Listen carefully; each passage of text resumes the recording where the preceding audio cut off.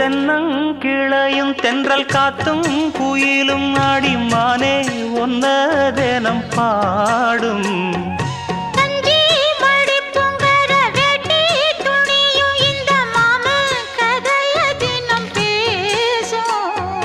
பொள்ளாச்சி சந்தையில கொண்டாந்த சிலையில சாயம் இன்னும் விட்டு போகல